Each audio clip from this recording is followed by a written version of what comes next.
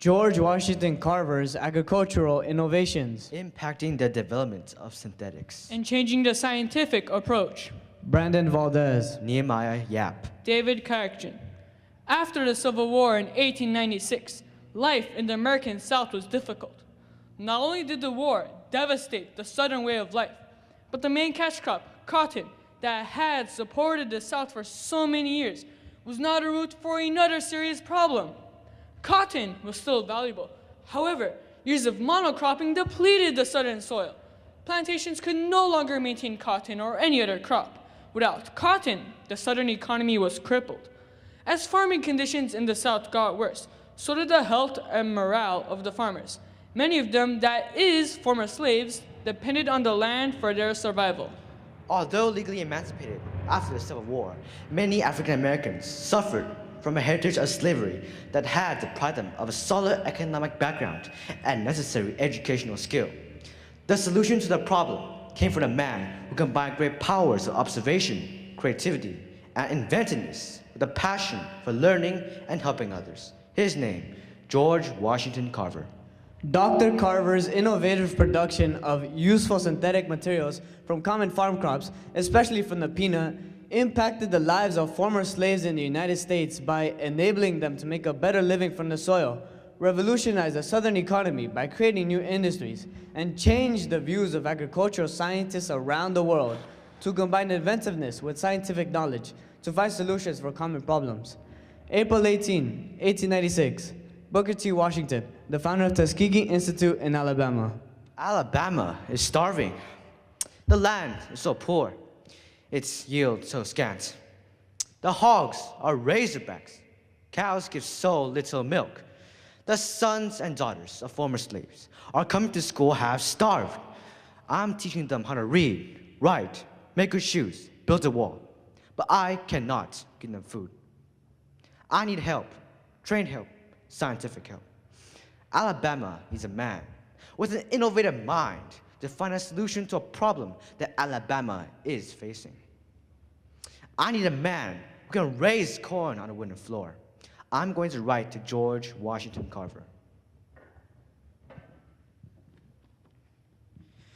I cannot offer you money, position, or fame. The first two you have. The last from the place you now occupy, you will no doubt achieve. These things I now ask you to give up. I offer you in their place hard work, the task of bringing people from degradation, poverty, and waste to full manhood. I believe that through education and hard work, our people will climb the ladder of economic success, gain respect and acceptance from white society, and demand for political and social rights. I will come. October 8th, 1896, George Washington Carver arrives at Tuskegee Institute in Alabama. Where's the laboratory? Where are the tools? No lab and no tools. The federal government has abandoned us. Not only are we deprived of our constitutional rights of citizenship and the right to vote granted to us through the 14th and 15th Amendments, but the whites ignore black institutions. There is no money for a lab or for tools. We are going out to finding things we need for our laboratory. We're going into town and look through every scrap heap. Carver set out to create the school's agricultural lab out of cast-off items, began to impact the lives of former slaves, and change Alabama with its new agricultural methods. Years of growing cotton have robbed the soil of a very important life-giving nutrient, nitrogen. There are certain types of plants called legumes, which take nitrogen right out of the air and put it back into the soil.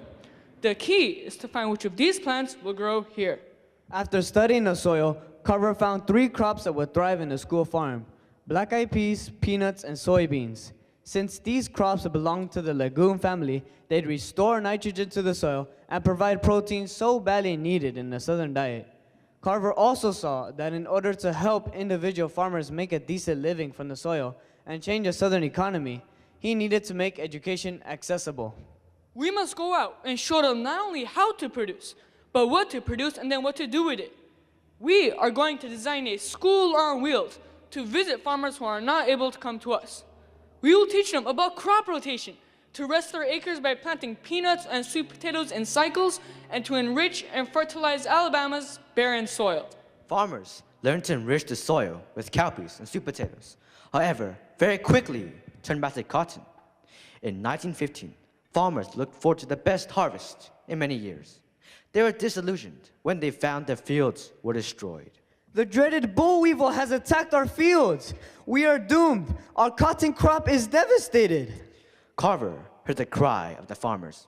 He saw that the boll weevil did not touch the peanut vines.